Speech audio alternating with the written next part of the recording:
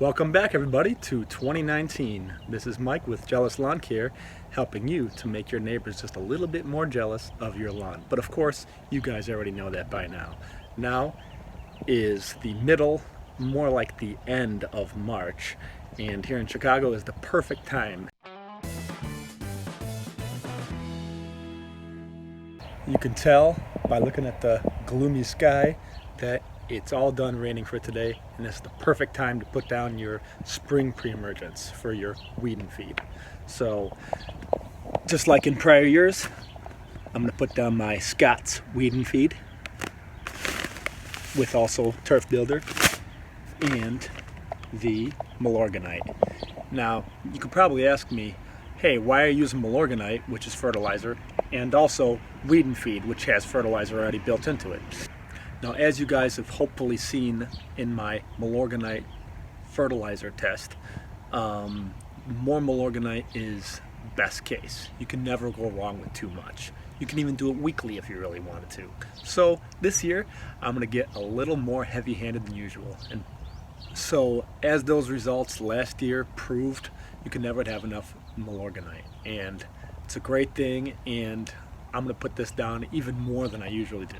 I usually do once a month, but now I'm going to do probably twice a month. I would go weekly, but let's be honest. Last year, we all had that Milorganite scare of the shortage towards the middle to the end of the year, and you couldn't get this stuff anywhere. Probably because we're all using it like crazy. You know, it's a great thing, great product. So I don't want to take too much responsibility for everybody going out and buying. So I'm going to do my part and only do twice a month instead of going weekly. Like I know, of course, that is the best case. So we're going to take a little walk through real quick, but you can already see that I haven't really done anything to the lawn yet. So hopefully your lawn looks a little like this. If not, let me know your tricks. Some people's lawn are greener than other people's, even their immediate neighbors. So as of right now, my lawn did not green up faster or slower than my neighbors, and pretty much the whole blocks are like that. So maybe it's a little early, but it is the ideal time. The ground is 40 degrees, so we are perfect and good to go. And my lilac is actually coming up a little bit. You can see little teeny bulbs on the end. Probably not in here, and I don't think I can zoom in good enough, so you're just gonna have to take my word for it, all right? So pretty much on my to-do list this year that you guys are gonna see. So you know that grass, I talk about that every year. Cut down grass, and this grass will be cut down soon. Now we're gonna go to the side of the house. Right here, you're gonna see how to repair and fix a fence post. This is very rotty. I mean, this is just coming out of the ground, so we gotta fix that. First things first. So that is a very bad eyesore, you know, fences that don't stay up on their own. So, and also it doesn't even latch. Because most of my projects this year are gonna be backyard based, just because I've done a lot of this stuff in the front, you know, like mulching and trees and other things like that. But this year, I'm more gonna focus on the backyard. But don't worry, there will be lots of tests for you guys. You know, we all love these tests. Hopefully that's why you guys are subscribing to me. And you can tell in my backyard, this is where I've done all my tests already. But you can see it's all pretty uniform. You can see this is where I did my grass seed test, proving a whole bunch of different seed theories out. You know, how much the right seed, you know, what's the right seed, what type, you know, what brand, all that. Did a Milorganite fertilizer test in this area here. You won't see any too much lasting effect of that yet, since it's a year later now. And then over here, you see the section. So I did want to point this out, that some people said that this is where I did my leaf mulch test, that it takes 2 years in order for you to see the greener results quicker. Sorry guys, I really don't see it. This is the second year. All right, so it's not greening up quick enough yet, or any quicker than the rest of my lawn, realistically. So you can see this is the right time. I always love to prove this, that I'm doing it at the right time, because right next to the house here, this is always the hottest part especially in my house. First of all, anytime it's next to the siding and to the concrete, it's going to green up quicker. So you can see all this green all the way through here. Perfect time to start your weed and feed or your pre-emergence. All right. And this is also, it's not just heating up early because of that. It's heating up mainly because the sun hits this side earlier, bounces off, builds up a lot of heat. You're going to see all this icky section here. And I'm going to get rid of all this, and just impossible to grow grass and keep it grown in the summertime because of the heat. I've talked about that in prior videos. We're not going to get too much into that, but basically you're going to see a whole bunch of shrubs in here. Get them to do some nice landscaping and also do that into the back area. When I say back area, I'm going to do a lot around the middle trees here. Going to build them some nice borders and everything. So if you guys have a similar project with grass that is just impossible to grow, and let me show you real quick, because I haven't really went into depth on it, but I'll show you real quick why it's impossible to grow grass here. And realistically, we have these problem areas. Everybody's got them. You basically just do what you can to fix the problem. Sometimes you can't fix it with grass. Sometimes you have to mulch. Sometimes you do borders and flowers, and that's what I'm going to do. So basically, look at the problem I have here. So I have 3 pine trees here, okay? Then I have this tree. I forget which kind this is, maple oak, but it's a very nice tree. Nice leaves, no problem with that at all. And then you got 3 more on the other side. So realistically, you got, what, 7 trees here? And then if that's not enough to cause issues with not enough, let's say, moisture, you don't have too much shade, not enough sun, and the water that does get to the grass or to the soil is getting sucked up by all these surrounding trees. And then you got all these pine trees in the back which belong to the neighbors. So even realistically, if I wanted to cut down my trees and actually build nice grass, I can't do anything to their pine trees. You know, so I could do it, but it's not worth cutting down trees. And we like the trees. It gives a nice border between us and the neighbors, and also it's good for privacy. So you can see how bad it is here. I let this go for the last year and a half or so. It's been on my project plate, but this year, guaranteed, I'll be doing something with this. Just gonna build a nice simple border. Not gonna do any stones or anything like that, just because I've done it in the past. You know, I just want something different this year, so.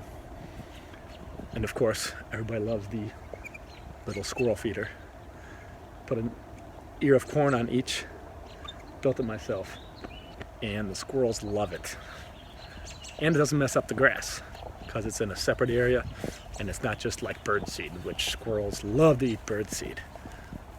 But we're not going to get into squirrels and birds, which I could get into because I love to feed them. You guys have seen them in my past videos. Don't worry, everybody. If your lawn's looking like this, not very green yet, don't worry. You have problem spots, not a problem. It will fix itself, especially if you have Kentucky bluegrass. This part of my lawn was really bad in prior years. I don't want to say really bad, but it looked like it was basically no grass and it didn't have a chance. I mean, now look at it. This is looking pretty good. Greening up just like the rest of the lawn, and I'll show you a little video from a year ago. See how it was. Does your grass look like this? If so, this is normal. This is just due to early spring conditions, and the ground hasn't reached a full temperature yet. So let me show you. So because the sun is being blocked by these large pine trees here most of the day, this grass heats up much slower. I should say the soil heats up slower and therefore doesn't green up as quickly. But now, let me show you to the other side. Now look at how green and plush this is. This is everything we want it to be, right? So this is definitely normal. So don't worry if your lawn hasn't greened up all the same. That's just normal due to this being a large heat source and not having much shade. And because I've talked about it before, and because of the corners that I have here with vinyl siding, this heats up much quicker than the rest of the lawn. And then in the summertime, you couldn't even tell. It's as green as all the other lawn, just like now. So year after year, I always recommend doing seeding, aeration, helps restore just everything great in your lawn. Any problem areas, it'll help fix. Seeding, make your lawn thicker. These are routine things you should do every year, everybody. Please, I cannot stress that enough, especially if you have a clay soil base like I do, and a lot of the newer homes do. And one other thing I did not mention yet is if you have problems starting your lawnmower, check out my video. I'll put a link to it down below in the description for more maintenance. So if your mower doesn't start up due to improper winter storage, or you didn't do the right things, or you missed one, anything wrong with your mower, check out the link below. It'll help you change your spark plug, changing your filter.